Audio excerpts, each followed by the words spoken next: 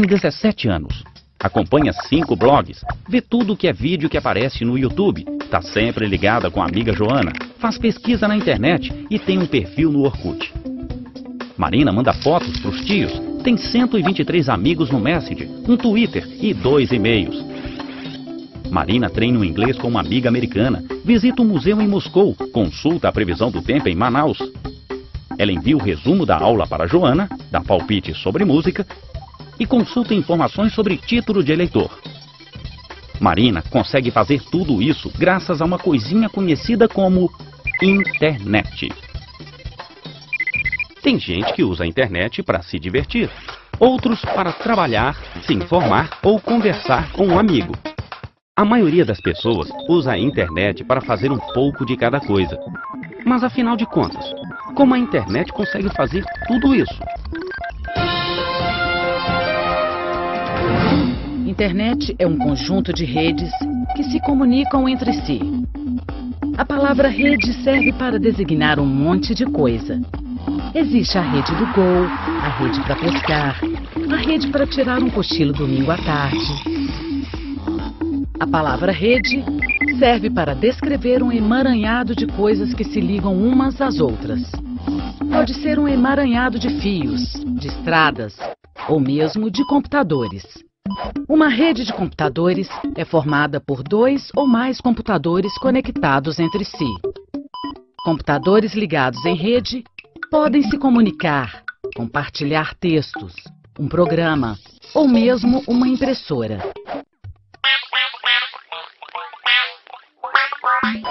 Existem redes locais conhecidas como LANs. Elas servem para ligar computadores próximos. A família da Marina, por exemplo, são 6 pessoas, 2 cachorros, um papagaio falante.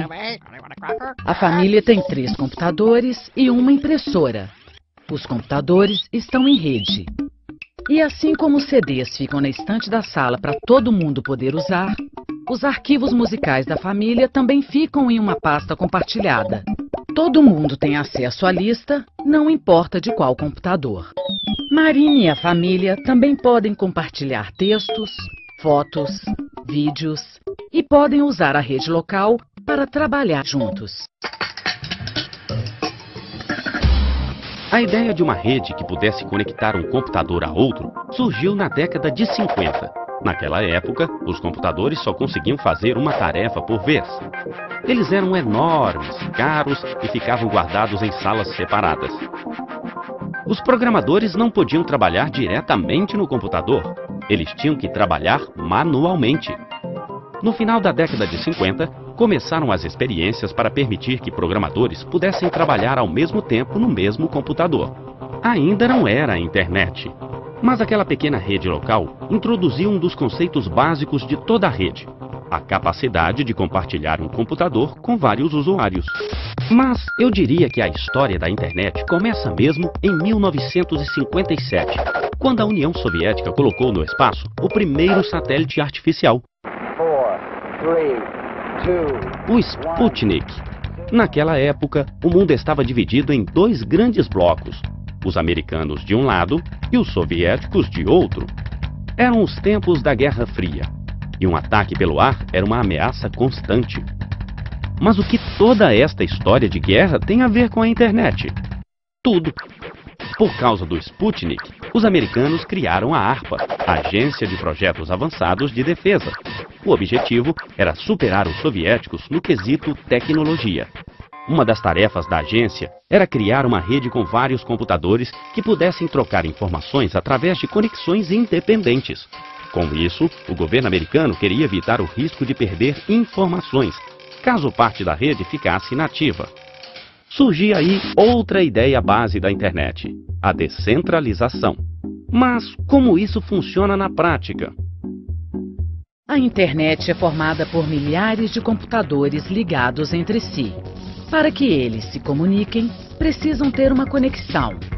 Para ter uma conexão, precisam de um provedor de acesso. Provedores são empresas que garantem o acesso de um computador à internet. Conexão entre um computador e o resto da rede pode ser feita por linha de telefone, ondas de rádio, cabos, entre outros. A internet não tem dono, nem governo. Também não existe um computador central. Assim como uma pessoa pode usar caminhos diferentes para ir de um lugar para outro, a informação pode chegar ao destino através de caminhos diferentes. No caso de um cruzamento, uma pessoa pode usar as placas para se orientar e escolher o caminho mais rápido. No caso da internet, esse papel cabe ao roteador. Roteadores são uma espécie de computador especializado em realizar a comunicação entre as várias redes que compõem a internet. Ele analisa cada pacote de informação e decide o melhor caminho até o destino. Pacote? Afinal, nós estamos falando de computador ou de uma fábrica de biscoito? A informação viaja na rede em forma de pacotes. Quando uma pessoa manda um e-mail para outra, o roteador divide esse arquivo em pacotes. Cada pacote tem uma parte da mensagem. O roteador pode definir um trajeto diferente para cada uma destas partes. O computador do destino reúne todos os pacotes e reconstitui a mensagem original. Esses pacotes não têm biscoitos, papel higiênico ou jornais. Apenas códigos matemáticos. O ser humano precisa de um tradutor que consiga transformar esses pacotes cheios de códigos em fotos, vídeos, e-mails. É para isso que existe o navegador. O navegador é um software que permite ao ser humano conseguir informações na internet. A criação do navegador mudou a história da internet. Em 1970, a palavra internet não existia. A primeira rede se chamava ARPANET e no início reunia apenas 4 universidades americanas. Tudo tinha que ser feito na base de comandos. Acreditem ou não, esta rede criou as bases do que hoje a gente conhece como internet. O nome internet só começou a ser usado em meados da década de 80 para designar esse conjunto de redes ligadas entre si. Mas navegar na internet nesta época ainda era difícil e trabalhoso. Foi aí que um engenheiro britânico teve a ideia genial de organizar essa informação de forma que todo mundo pudesse entender, achar e usar facilmente. Foi assim que surgiu a World Wide Web, mais conhecida como Web. Web em inglês significa teia. No contexto da internet, pode ser traduzido como rede. Assim como os fios de uma rede se ligam uns aos outros através de nós, as páginas se ligam umas às outras através de links. Link é um ponto de conexão entre uma página e outra. Toda vez que uma pessoa clica em um link, uma nova informação aparece na tela. O link pode ser uma palavra destacada em uma cor diferente. Pode ser desenho, uma foto ou qualquer outro elemento de uma página web. Usar os links é como pular de um lugar para o outro num piscar de olhos. A web é uma rede infinita de sites e mais sites de todos os tipos e sobre todos os assuntos imagináveis e inimagináveis. Deve ser por isso que eles escolheram o verbo navegar para descrever a ação de percorrer este oceano de informações. Apesar disso, navegar na web é uma tarefa bem simples, graças ao navegador. O primeiro navegador da história é obra de Tim Berners-Lee, o mesmo que inventou a web. Em 1993, Mark Andreessen, um jovem americano de apenas 22 anos, criou um novo navegador mais simples e atrativo, o Mosaic. Hoje, o Mosaic parece uma coisa bem básica, mas na época ele apresentou um grande salto. Com o Mosaic, o nome de usuários cresceu rapidamente, o que impulsionou também o aumento no número de sites. Hoje, existem vários tipos de navegadores. Na essência, eles funcionam da mesma forma. Eu digito o endereço e o navegador acha o site na internet. Mas o que acontece entre o momento que eu teclo Enter e o momento em que a página aparece na tela? E o maior mistério de todos: onde ficam guardadas todas estas páginas? Todos os dias, milhares de pessoas no mundo usam um computador para se conectar à internet. Ao estabelecer uma conexão, uma pessoa passa a fazer parte de uma rede. Esta rede está ligada a outras redes, que estão ligadas a outras redes, que estão ligadas a outras redes. Bem, você entendeu, né?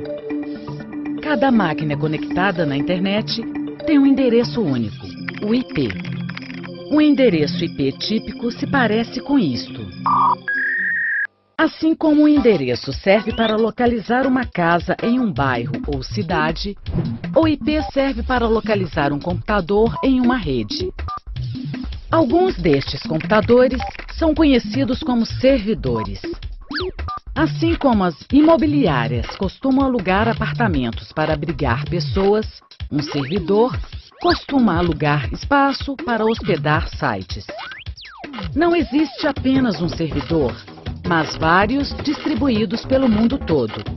A pessoa por trás deste computador digita o nome de uma página.